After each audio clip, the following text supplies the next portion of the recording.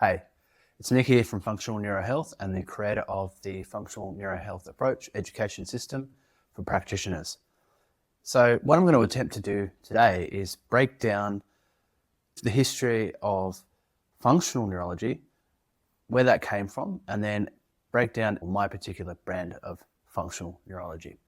Okay, so functional neurology in and of itself is best described by looking at the names of the words themselves, functional versus neurology.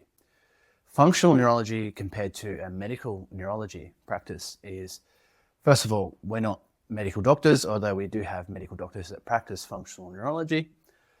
A medical neurologist will look at pathologies that can be seen through scans and tests in the clinic.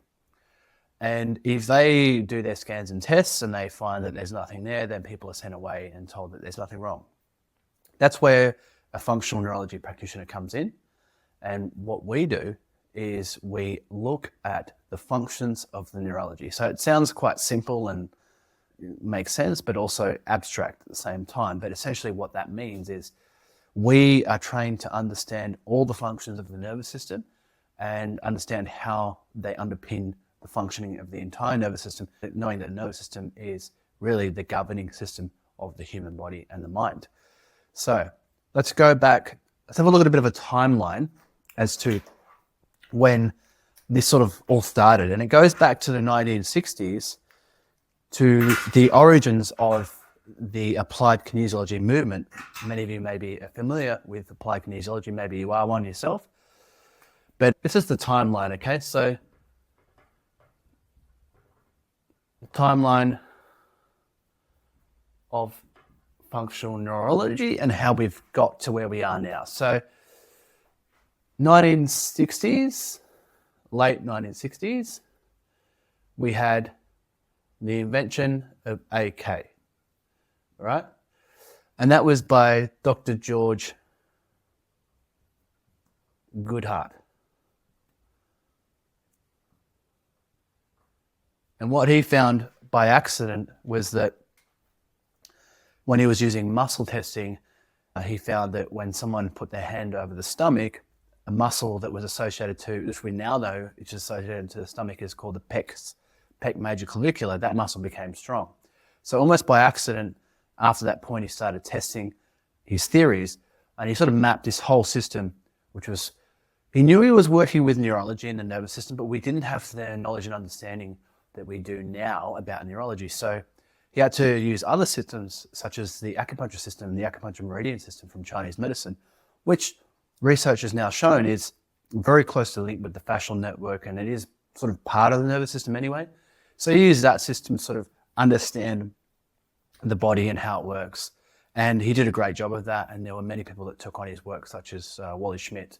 Now in the 1980s, I think 1980s, a guy named Carrick, Professor Carrick, who was a chiropractor, started to look at the nervous system more deeply than your traditional neurology practitioner, and potentially the chiropractor as well. And so he built his own system, and that became known as the Carrick Institute, which is like the Harvard of functional neurology. Went through in like sort of the 1990s, it was starting to build out, and then 2000s as well. And then 2010s is probably the critical time when there was a neuro revolution.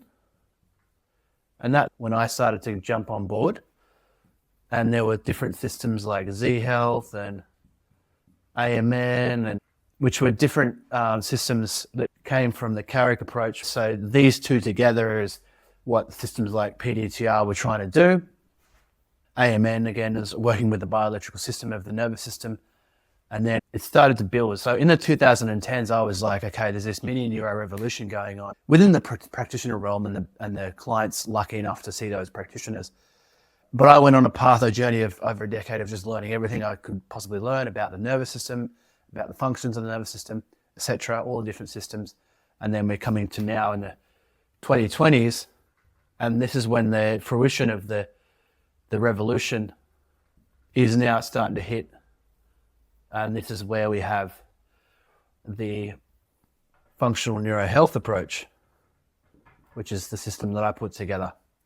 And so, as you can probably imagine, learning neurology is not that easy and it's very, very complex. When it comes to the nervous system, it actually makes sense of the body in a way that no other system can.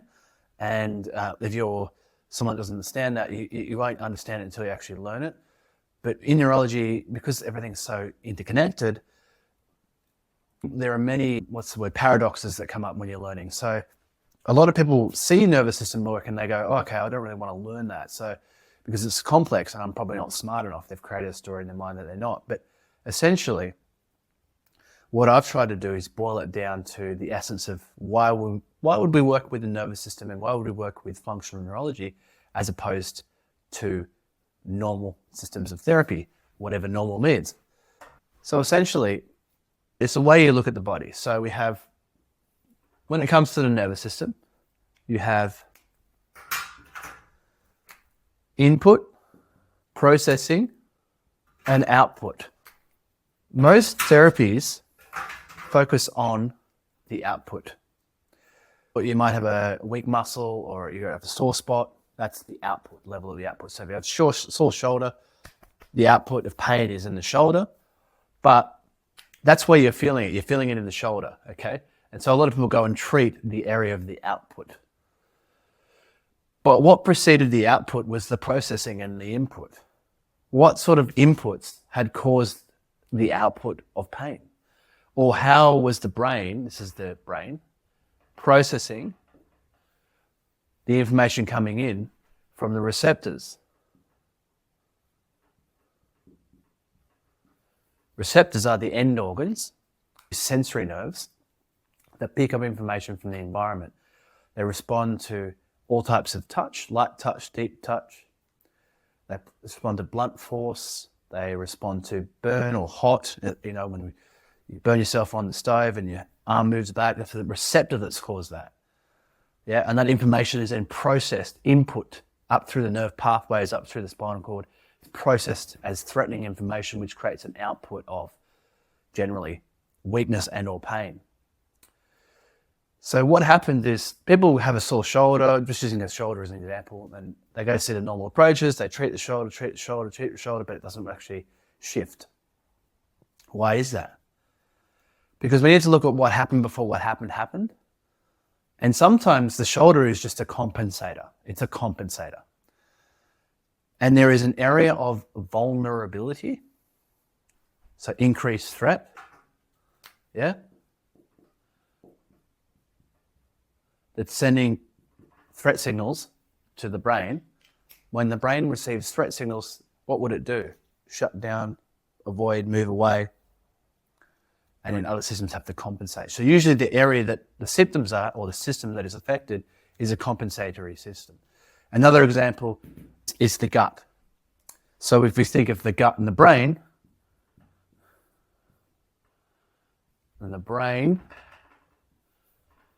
people get gut issues, not because of the gut. Often there's an issue with the brain, maybe there's emotional stress, and or they actually had a brain injury, and that causes gut dysfunction. So the compensator is the gut. This is where the primary issue is. So it's the processing, or if it was a head injury, it was the threatening input from the head injury. If it's an emotional issue, it's the threatening emotional processing. Or threatening input. Maybe someone was screaming at you, yelling at you, attacking you. Maybe you got dumped. Maybe relationship breakdown. And your brain is processing that all the time. So what we do with our approach at Functional Neuro Health, Functional Neurology, is we really focus on these two areas. A lot of other systems of functional neurology will focus on the input, which is awesome, but they'll miss this part, the processing. In our system, we look at both. And we ask the nervous system that we're working with through muscle testing, brain, which correction do we need to change this output? Do we need to work in the processing, which we call efferent? Or do we need to work at the input, which is afferent? And using our system, it's going to be one of these. Sometimes emotions live up here as well in the efferent processing area. Sometimes there are parts of the brain that need to be held together to integrate, because sometimes the brain isn't integrated. If the brain's not integrated, you can't tolerate the inputs coming in, the threatening inputs. So what we do is we use the output as an assessment, and that can come across as muscle weakness, tight muscles, different symptoms. It can be just the symptom itself. That's the level of output. And we want to understand, does it need an input correction or does it need a processing correction? The system just tells you what to do, and it's quite easy. And 9 times out of 10, the output changes. Now, we work with the sensory system in the human body. We don't work with tissues. We don't treat tissues. Tissues heal, but the nervous system remembers. We work with that part. Yeah. We can help tissue healing by decreasing sensitivity or decreasing threat. So we decrease threat.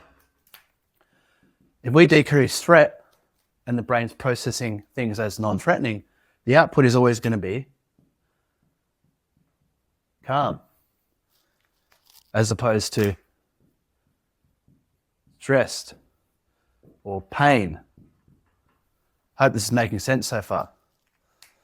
So what we're doing, instead of focusing on just here, we're focusing on here and here to help this. So I hope that makes sense. This is video 1 in our education series of functional neurology and our functional neuro health approach. If you have any questions, please contact us and we'll reach out to you. But this approach is going to change the world. It already is with our practitioners, and the clients love us for it. Thank you.